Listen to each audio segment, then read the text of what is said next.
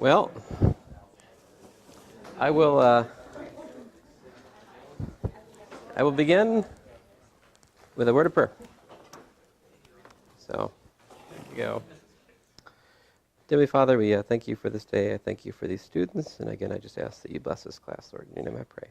Amen. So, let me just get straight into the differential equations again. We should have time for homework maybe towards the end or maybe tomorrow. Just want to make sure that I cover the main, at least the main things about differential equations before this weekend. And I mean, my goal is essentially to have covered the things that would appear on your next test by the end of this week, yeah? So, of course, one of the major things is power series, and I've already said my piece about that, I think. So let me just talk a little bit more about differential equations.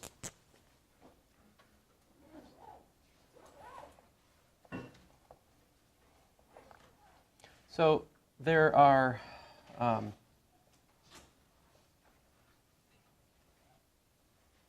few different applications of differential equations that we're interested in. So let me talk about those.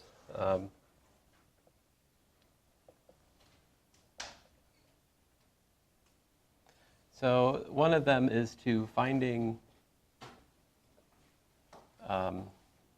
integral curves to vector fields. Now, vector fields are something that you'll talk a lot more about in Calculus 3.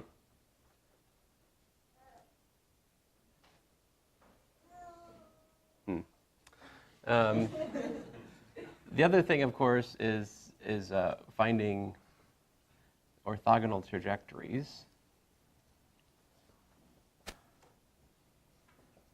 These are two applications that we will look at in here. So those are applications. So let me just talk about the vector fields thing here to start with. So what is a vector field?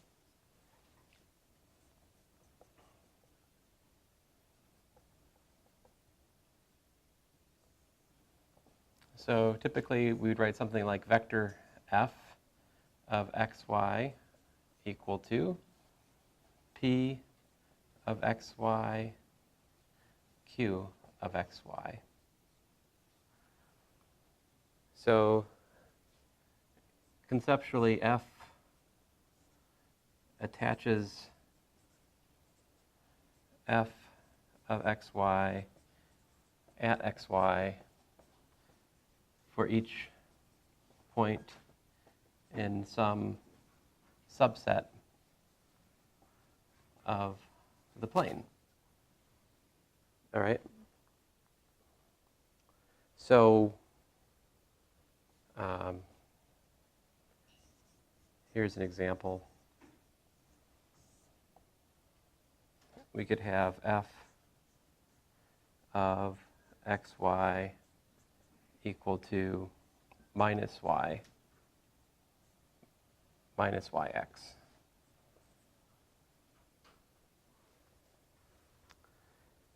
So I'll try to illustrate this, how this works. So at the origin, the vector field is what? If we plug in 0, f of 0, 0, we just get 0, right? What about f of, what is f of 1, 0? If I plug in x equals to 1, y equals to 0, I get minus 1, 1. Excuse me, I get 0, 1, right? So that would be like this, right?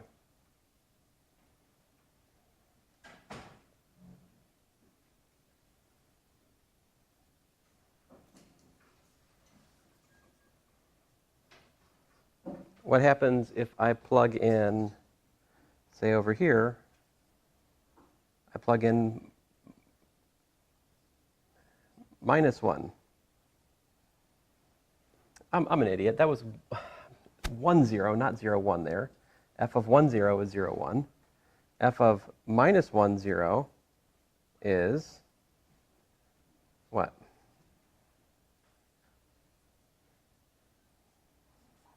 Zero minus 1, right?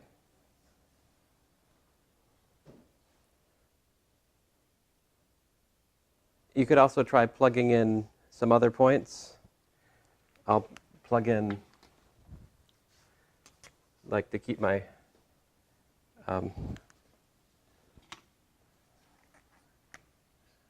graph from having political connotations.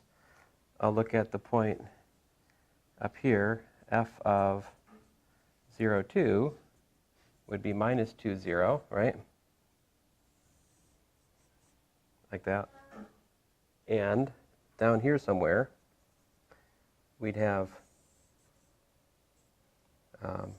f of 0 minus 2. F of 0 minus 2 would be 2, 0.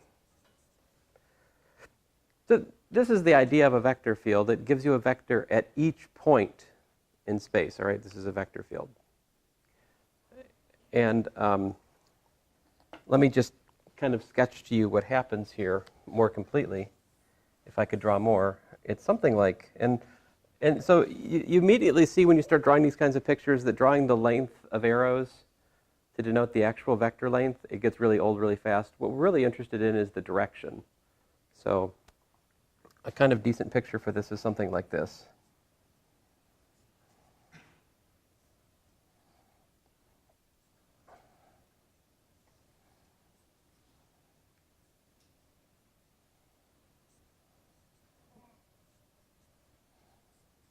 Right? And if we were to look at some other ones, you know, these are going something like this. So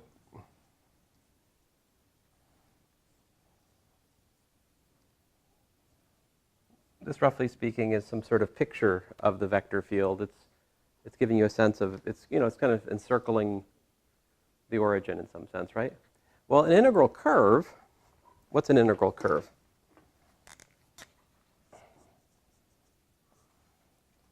Path t maps to r of t is integral curve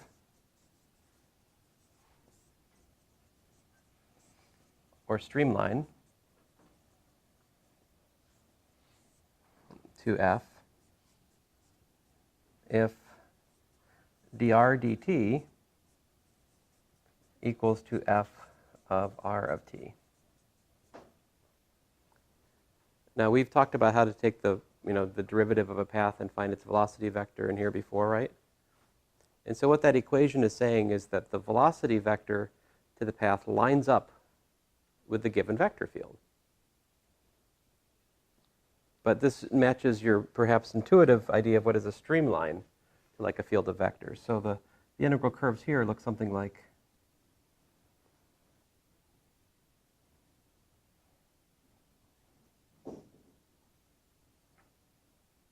right? They're see, you don't actually have to go through the arrows, but you're trying to make the tangents to the integral curve line up with the vector field wherever they're close, okay? That's the idea of an integral curve.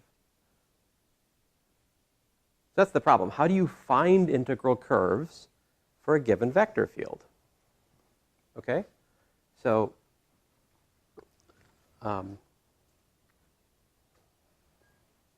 if you look at this in detail is dx dy, excuse me, dx dt, comma dy dt equals to p comma q. Again, assuming that my f is like generically p comma q. So what that means is to find the integral curve, I need to solve two differential equations, actually. I need to solve dx dt equals to p and dy dt equals to q. Right? So we face, it's called an autonomous system of ODEs. And in particular, we've got I'll write the dy, well, fine, I'll write dx dt equals to what? Dx dt equals to p, and dy dt equals to q.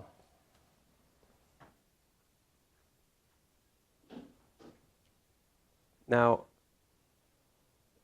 it's generally hard to solve these because both x and y are functions of x and y. I mean, excuse me, both p and q can be functions of x and y.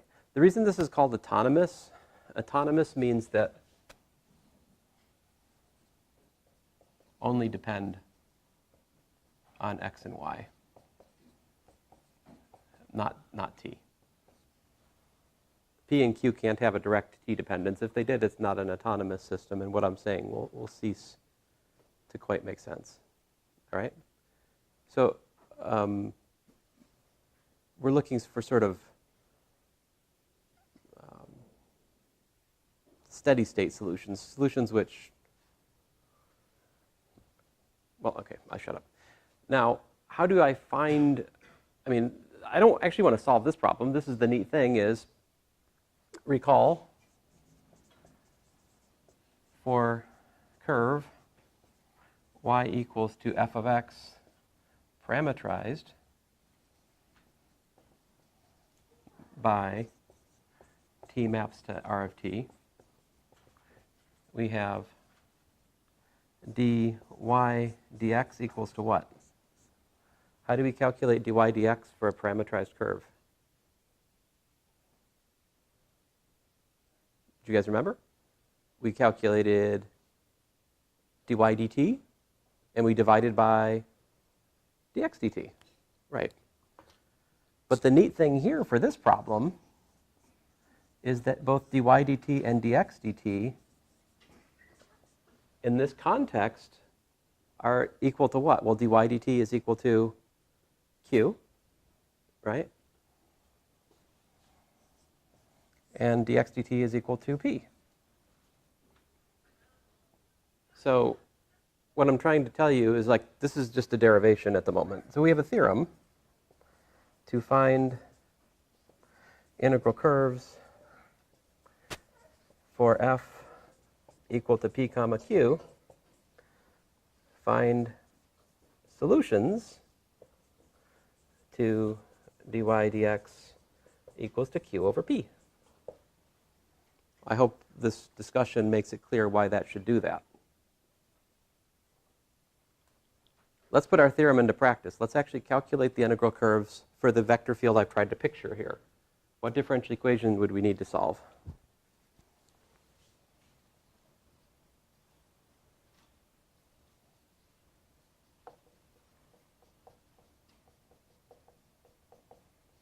What was my minus yx, right? Identify p equals to minus y and q equals to x. So solve dy dx equal to q over p, right? So that's x over minus y.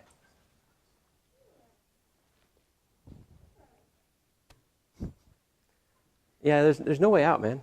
I know. You want to go out there, right? Yeah. Oh, I know what you need. I know what he needs. I know what he needs. Can you guys solve that?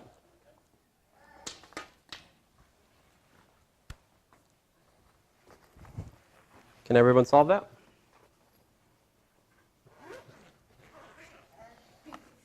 Baby? Want baby? There you go. Oh, you need a weapon. Let me load it for you. There you go. Don't shoot anybody in the face.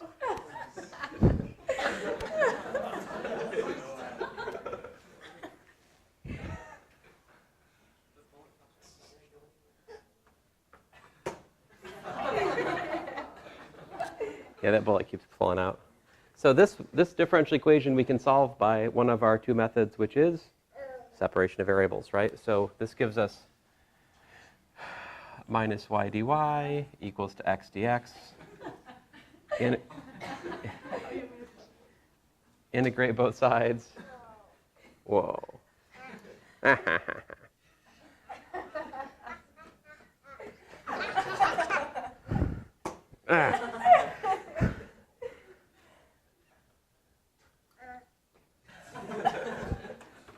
So integrate both sides, and we get minus 1/2 y squared equals to 1/2 x squared plus a constant, right?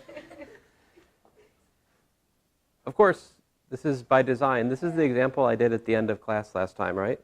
We discussed this already. We found that the general implicit solution to this is a concentric circle about the origin, which I also sort of anticipated here by looking at the vector field, the plot of it, right? Uh-oh, you lost your bullet. Are you going to shoot me? You're not going to shoot me, are you? Ah! How dare you? So this says x squared plus y squared equals to r squared is integral curve to f.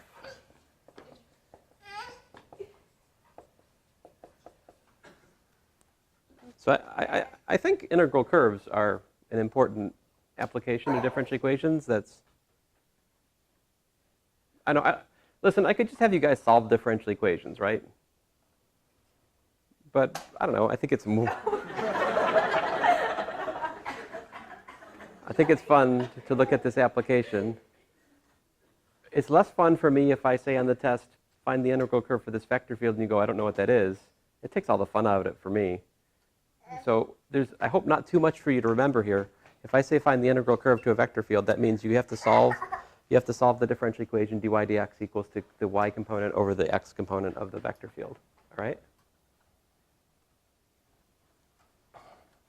Orthogonal trajectories. What's an orthogonal trajectory?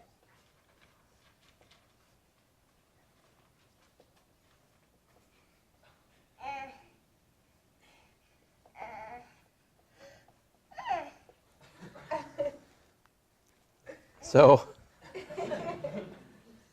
typically we're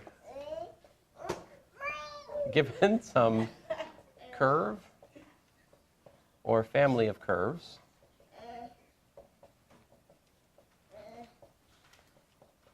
find a new family of curves which meets the given family perpendicularly.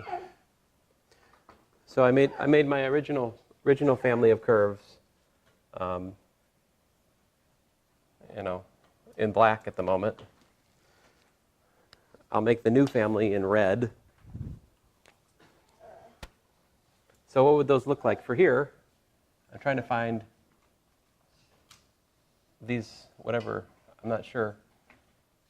I didn't even give you a formula, right? But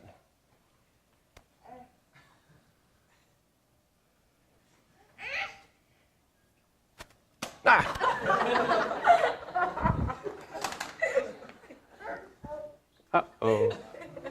So dy dx for the orthogonal, and the new family of curves, these are the OTs, the orthogonal trajectories. So what's dy dx for the orthogonal trajectory as it relates to dy dx for the given family? Ah, how dare you? How dare you, you monster. Ah.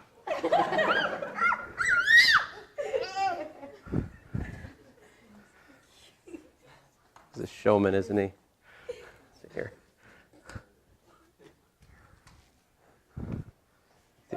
The audience gives him power. All right. So can you guys tell me dy dx? If I was looking at dy dx for the red path versus the black path, how would the slopes be related? If I have two lines, right? If I look at y equals to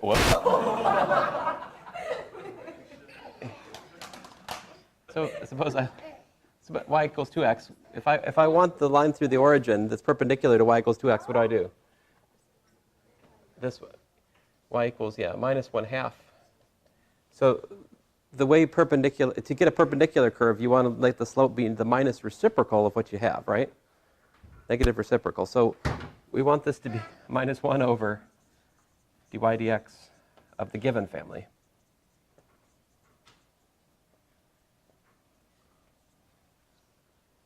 This is how to set up orthogonal trajectories. Somehow or another, figure out what dy dx is for your given family. Then you solve dy dx equals to minus 1 over whatever that is to find the orthogonal trajectories. So let me look at example 2 for that.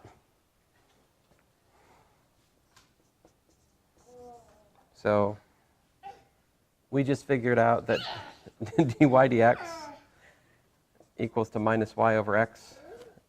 Oh! Let me start this a different way. Find orthogonal trajectories to x squared plus y squared equals to r squared. Find the orthogonal trajectories for circles. So we know, I mean, we just worked this out. I mean, what's dy dx for circles?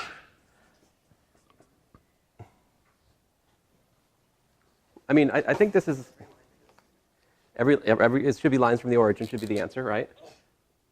I mean, you don't need calculus to find this, right? Anybody who's read Spider-Man is aware of this. But if we implicitly differentiate the given family, what does it give us? It gives us 2x plus 2y dy dx.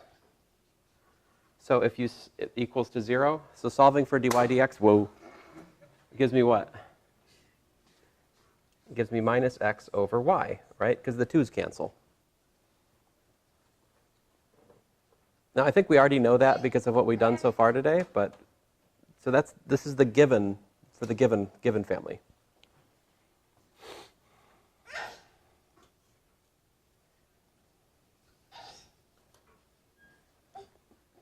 So if we want to find the orthogonal trajectories to this, what do? We solve dy dx. Ah, hey, you monster. Solve dy dx. Now, you want me to load the gun that you're going to shoot me with? Minus 1 over minus x over y, right?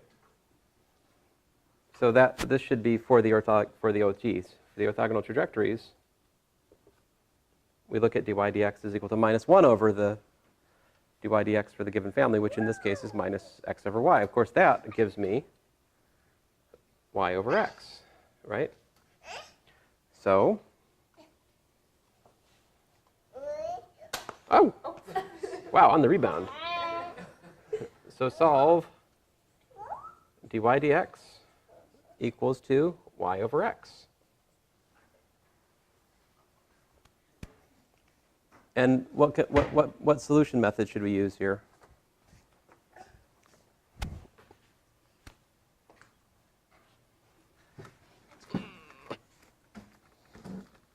Benjamin, it's over there. It's over there, man. Careful. Watch out. So we separate, right? So this gives us dy over y equals to dx over x. Integrate both sides. What do we got? Natural log of the absolute value of y equals to natural log of the absolute value of x plus a constant. Uh-oh. Agree? And so if you exponentiate both sides, we get the absolute value of y is equal to e to the natural log of the absolute value of x plus a constant, which we can rewrite as e to the c times the absolute value of x. I think I'm sorry, I've worked myself into the corner now officially. So when I just, absolute value of y equal to e to the c times absolute value of x, I would point out that that means that y is equal to like plus or minus e to the c times x, right? But we might as well just say y equals to mx. This is the orthogonal trajectories.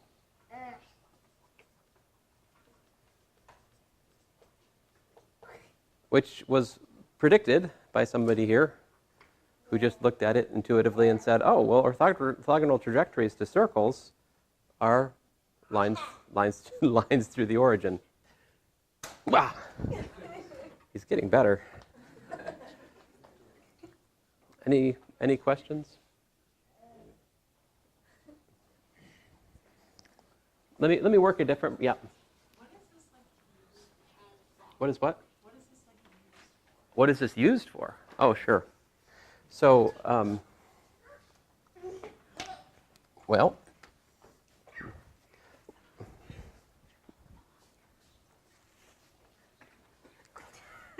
what you doing, Matt? You can go sit back down, buddy.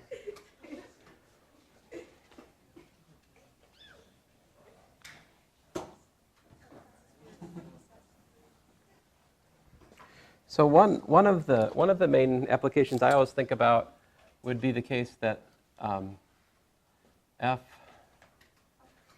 is equal to like the electric field.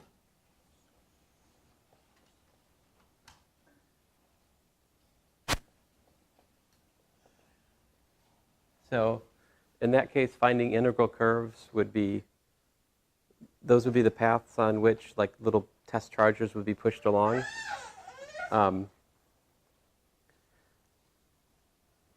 Matthew, you can go sit back down. He's fine. Thank you, buddy. Matthew, let him be. Matthew, go sit back down, please. Careful, don't hit your head.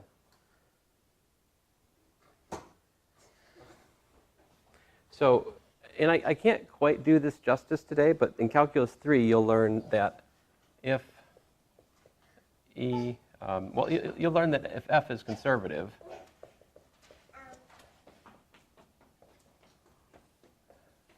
then F is equal to what's called the gradient of a potential function, little f, which is partial f, partial x, partial f, partial y. Again, using those partials that we don't know what they are yet. But the point of this is that the integral curves to the vector field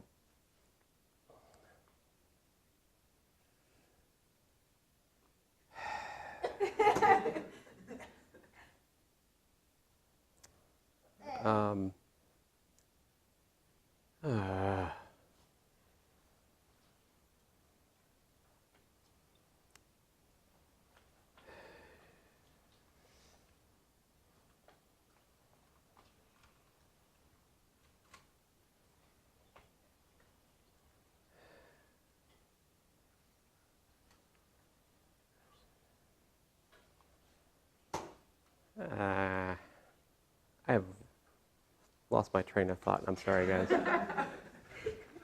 You win. You win. Are you happy? All right. You got me.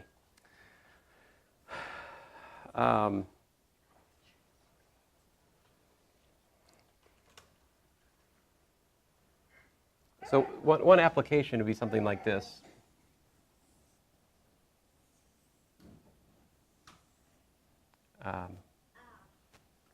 Not quite the one that I'm doing, but these could be like V1, V2, V3. Turns out the electric field is actually minus the gradient of the voltage function, V for voltage. The minus there means that the electric field points in the direction in which the voltage is decreasing. And so the electric, if these are the equipotentials, the lines on which the voltage is constant, then the orthogonal trajectories to those are actually the field lines or the integral curves of the electric field. So the electric field here is an orthogonal trajectory. So that's one of the main things I think about when I think about orthogonal trajectories is the relation between electric field and voltage. In particular, the electric field lines, which I've drawn in red, will be orthogonal trajectories to the so-called equipotential lines, which I've drawn in black. Equipotential means equal voltage. So that's one of the main applications, but there, of course, are many because, like, anytime you're talking about a two-dimensional physical system, you might be able to find a vector field which describes something there, and there's always this sort of interplay between a quote-unquote potential function and a given vector field. Is it possible to find a little f that's gradient is the big F? But now I'm decidedly all the way into Calculus 3 with this discussion, but to me that's a lot of where the motivation really stems from. But I think anyway, even before that, there's just an interesting question, like suppose you want to find a coordinate system, you know? So you want to find a coordinate system. The coordinate system is usually based on finding an orthogonal web of curves, right? You have one set of curves and another set of curves. If they meet perpendicularly, that makes for really nice coordinate systems if you study it. So that's another thing you might be looking for, a set of orthogonal trajectories to make a nice coordinate system, a so-called ortholinear coordinate system. Okay, let's look at another example.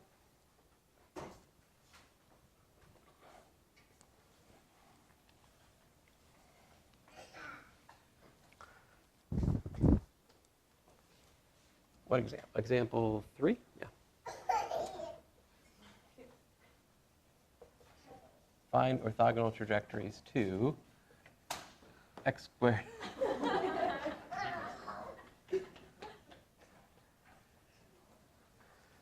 Let's find orthogonal trajectories to x squared y squared plus y cubed equals to 10. Now, I reserve the right to modify this problem if the resulting differential equation is too hard for us, okay? So let's see, you know. First of all, I have to find, my first order of business is I have to figure out what is dy dx here, right?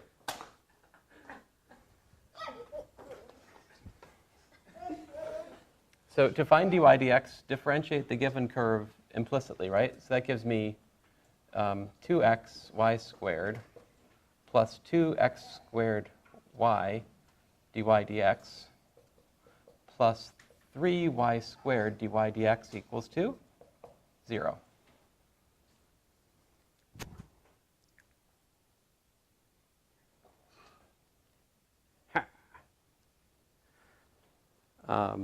And now we have to isolate dy dx, right? So this gives us 3y squared plus 2x squared y. Ow! Dy dx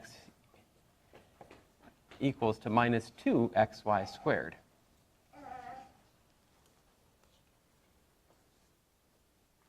Yeah, maybe this example is actually going to serve to illustrate that not all differential equations can be solved by separation of variables. Yeah? Let's find, I don't know. Let's see what happens. So dy dx is what? Looks like we've got minus 2xy squared divided by 3y squared plus 2x squared y. Can we simplify this? I think we can simplify this a little bit, right?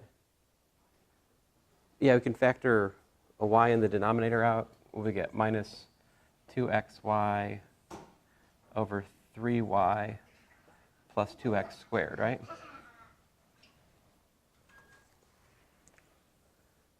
I think that's about as good as I can do at the moment. Now, is that that's not the answer, right? All that does for me at the moment is finds what dy dx is for the given family. To find the orthogonal trajectories, I do what?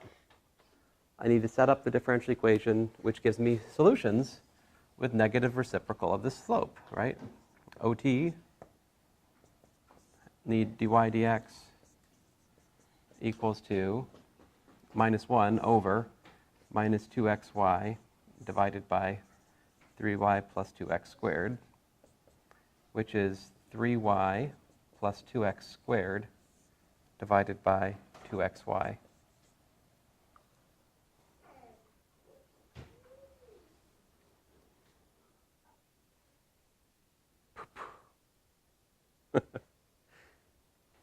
All right, so we face, what's the problem we're facing here? So how to solve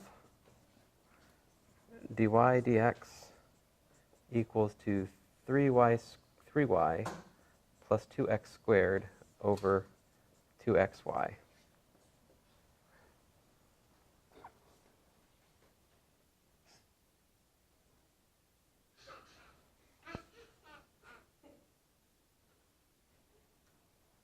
Aha.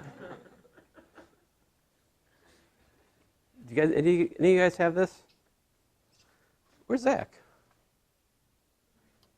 Oh man, I could have shot him and put him out of the game, right? Do you guys know? Have you seen one of these? It's got the red sight. It's pretty. You see it?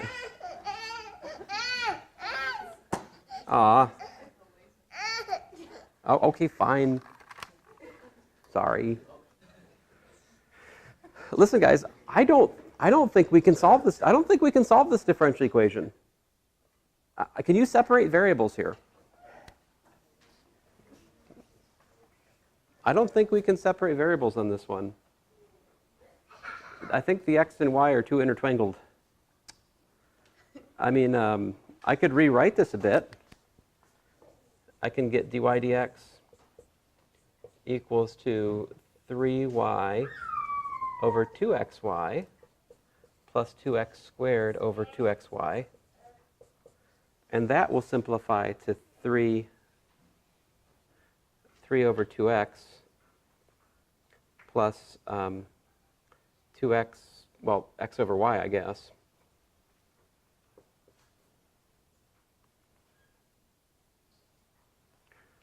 But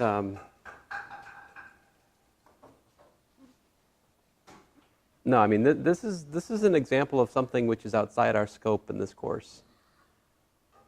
Honestly, I'm not entirely sure I can solve this in Math 334 either.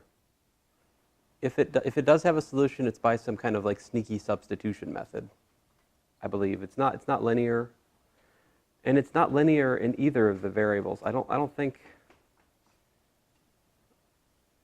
I can fix this one and make it something nice. So this problem, if I was to ask it, I would have to just say, find a differential equation whose solutions are orthogonal trajectories to the given problem. So the answer is just this. This is a differential equation whose solutions are orthogonal trajectories to the given problem.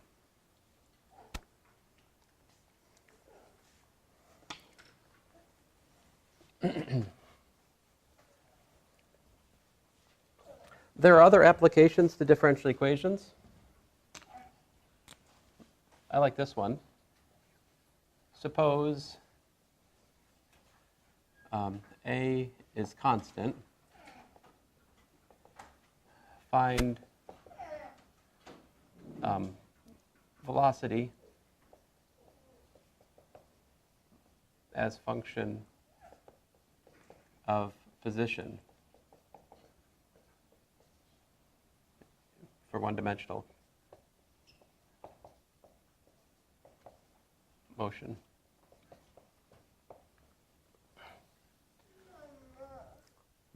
Mama. You see Mama? I don't see Mama. No, Mama's not here. It's okay. Did you... I thought I gave you a... Want your hat? No? Let me hold on to you. There we go. So, you guys remember that the acceleration, this A I'm saying is acceleration, A is dv dt. Right? But for one-dimensional motion, it's possible. Don't mess with don't do that. Don't mess with that. Oh well. For one-dimensional motion, it's possible to reparameterize the velocity. Instead of being a function of time, you could think about it as a function of x. And if you did that, then you could write down this chain rule.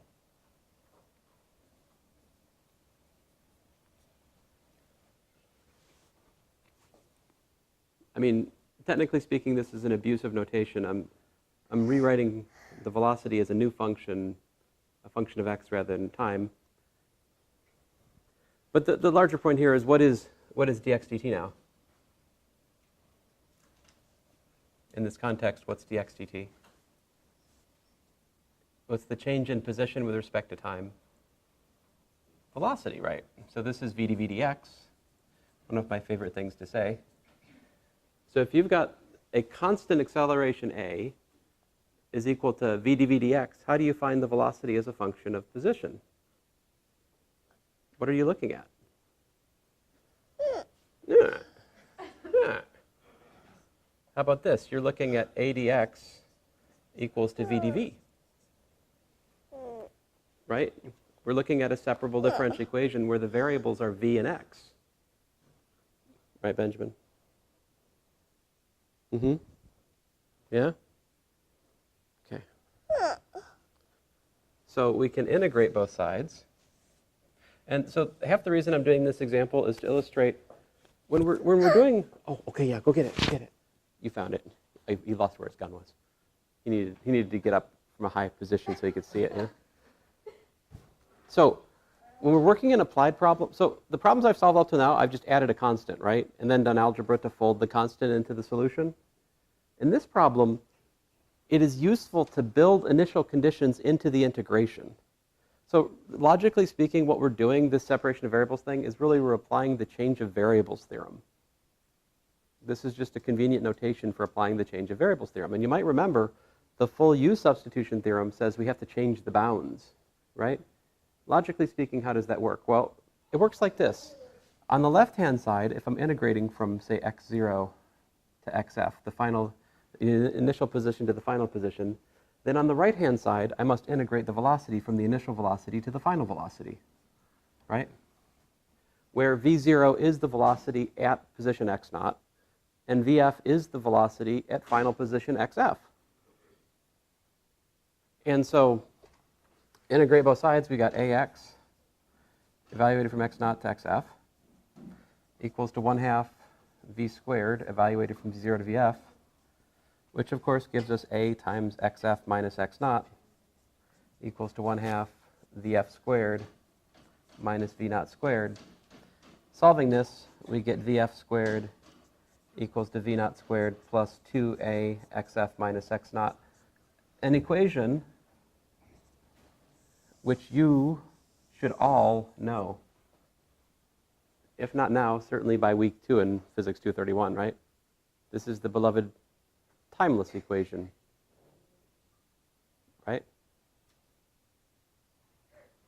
Curious, do you know the physical significance of this equation? What is it?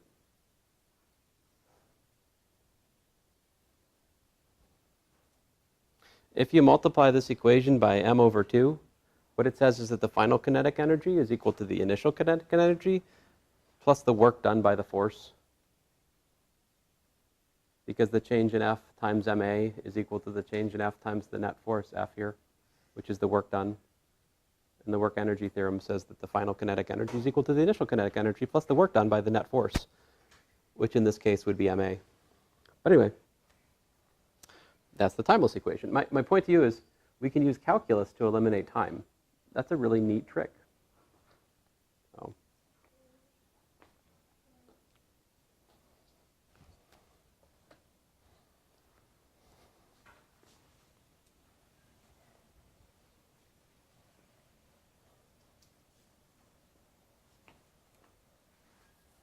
Yes, Benjamin? What is it, man? You have problems? Oh, you lost your bullet. It's over there on the floor, dude. Right there. Right there.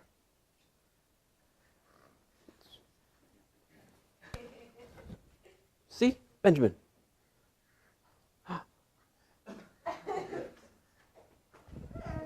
Oh, looking for your baby. I see.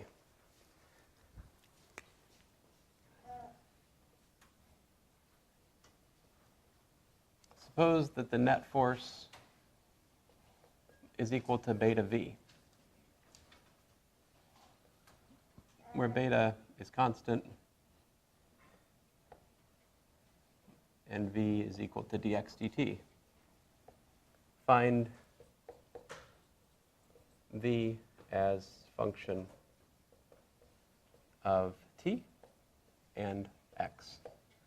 Those are separate questions, all right?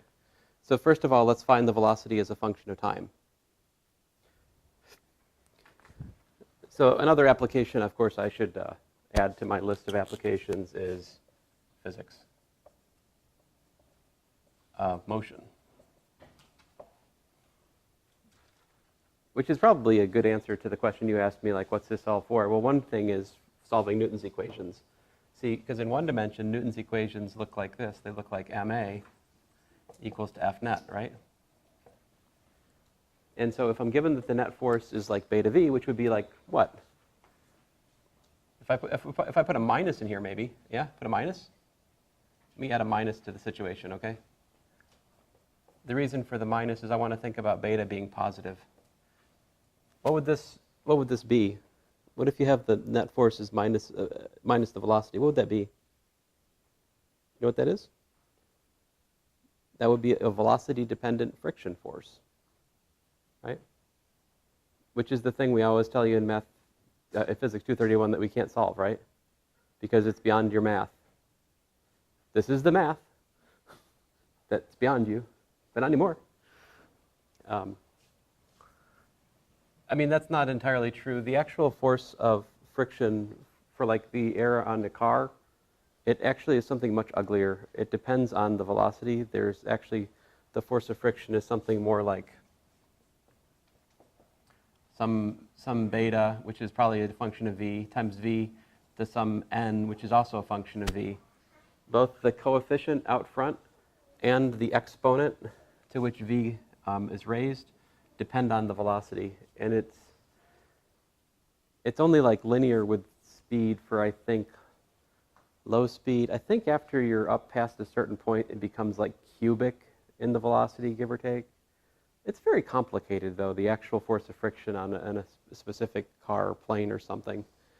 But if we limit the velocity from changing too much, then we can solve this more simple problem. All right, getting to it. So we've got m dv dt equals to minus beta v. Here m and beta are constants. So this one,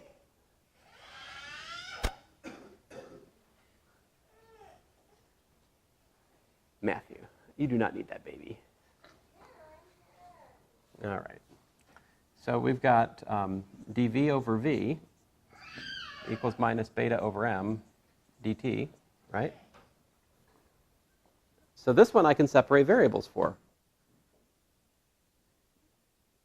And then integrate both sides. If I want to make a nice solution, say integrate from initial to final velocity, integrate from initial time to final time. So we get the natural log of the absolute value of Vf minus the natural log of the absolute value of V0 equals to minus beta over m. Would you guys be terribly offended if I made t sub 0 equal to 0? Did somebody say yes? It's funny. I'm going to put t0 equal to 0 for the sake of writing less. So that's tf.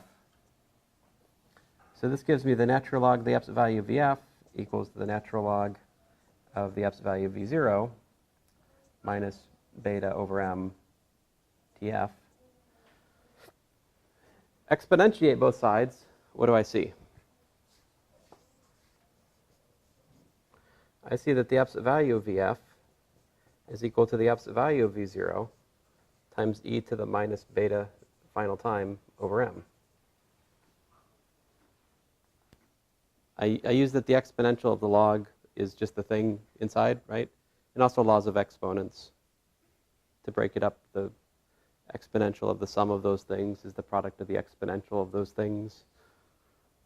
Anyway, if you think about the signs involved here, it's fairly easy to see that Vf should be equal to V0 e to the minus beta t over m.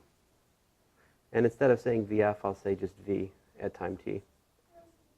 All right? So there you go. There's the velocity as a function of time.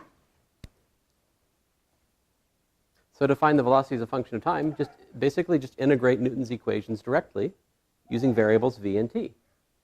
How would I find the velocity as a function of position? Here.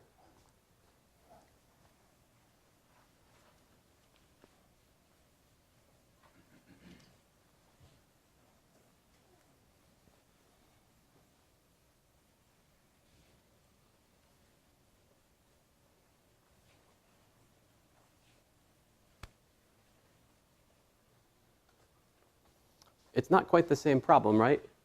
To find v equals to v of x, so to speak, we need to eliminate t. And the way I suggest we do that is at the level of calculus. So we've got ma equals to minus beta v. So that's m dv dt equals m dx dt dv dx. So we're going to use the same trick I used in example 4 to eliminate t. I refer to it sometimes as the v dv dx trick. Yeah. So we're solving m v dv dx equals to minus beta v. But this we can solve because it's separable. This time the variables are velocity and position. Right? It's a different differential equation than the one we just solved, but it's not bad. So we got v dv equals to minus beta over m. Oh, wait a minute. The v's cancel, don't they? Oh, it's even better. It's just dv equals to minus beta over m dx, right? If I didn't make a mistake, am I right? Did the v's cancel, don't they? I got one on both sides. Now I integrate from v0 to vf, x0 to xf. What do I get? I get vf minus v0 equals minus beta over m, final x minus initial x. So in other words, v x is equal to v0 minus beta over m times x minus x0.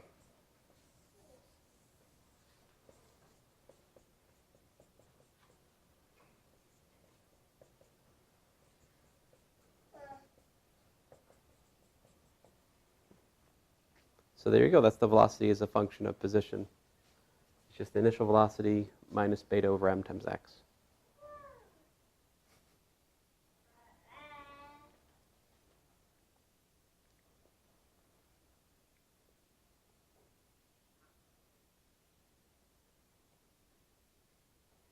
So here's a question that might be misleading. As time goes to infinity, right? Or to say it more vaguely and more confusingly, at infinity, does the velocity go to 0? So here I'm tempting you to think about two different limits. The one limit would be limit as time goes to infinity. Well, as time goes to infinity, the velocity does what? Mass is positive, all right?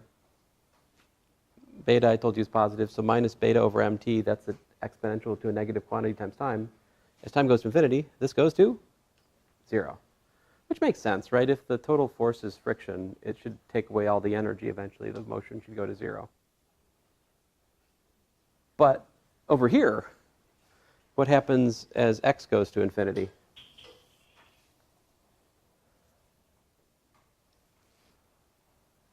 Looks like the velocity goes to minus infinity, right?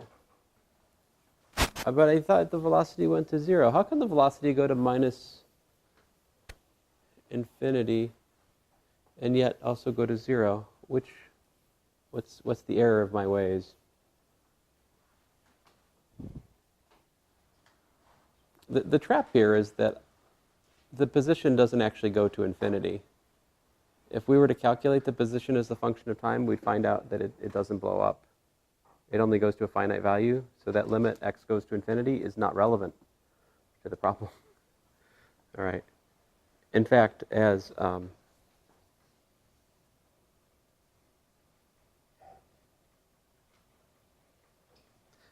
you could figure out the final resting place essentially of this particle by setting v of x equals to 0. That would tell you the x approaches. That has to physically make sense because, indeed, the velocity does go to 0 as time goes to infinity. So if I wanted to figure out where it's approaching, I could just set v of x equal to 0 and solve for that x. That would tell me, like, where it doesn't quite get to. So A Subway Surfer. Oh, you've bribed him with a phone. That is, yeah. He's like, that's right. He's like, oh, you caught me. All right. So what I've been doing in the last 5 examples is illustrating 2 things at once, which is sometimes we can solve separable problems, right? And then there are other problems, like my made-up second OT problem, which brought us to a differential equation that we couldn't use separation of variables on, right? So you might wonder, is there another kind of differential equation that we can solve that doesn't require, for which separation of variables doesn't quite make it? And there is. The other class of differential equations we'll be able to solve, and I'll start us on it today, are so-called linear first order ODEs. So the standard form looks like this: dy dx plus py equals to q, where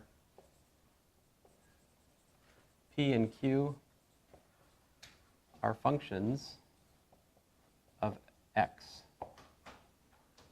So if this happens, it's said to be a first-order linear ODE. There is a standard technique to solve these. Let me show you what it is. So what I'm going to do here, actually over here, is I'm going to do 2 things at once. I'm going to make a general derivation of the method, and I'm going to solve a specific problem to illustrate the method. So here's the problem.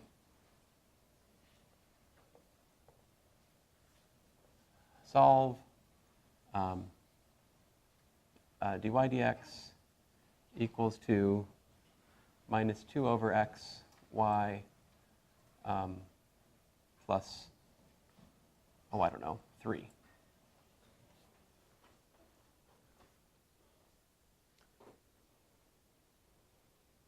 I think we're going to have trouble separating variables on this one, all right? So separation of variables, not great. And so over here, generically speaking, you want to solve dy dx plus py equals to q, right? So for my specific problem, what's the first order of business I need to do? I need to rewrite it so that it's in standard form, right?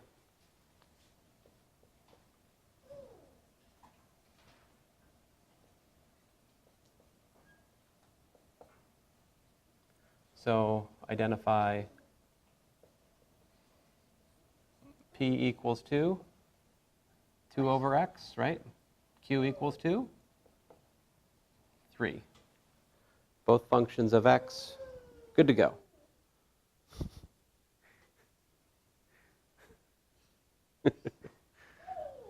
Yay. All right. So, wow, whatever that is, he has his seal of approval, man. Next is we calculate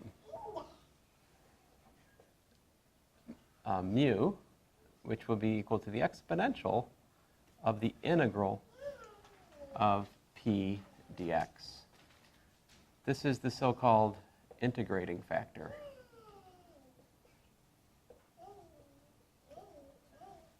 All right, so for this problem, mu would be the exponential of the integral of 2 dx over x, which would be the exponential of 2 times the natural log of the absolute value of x,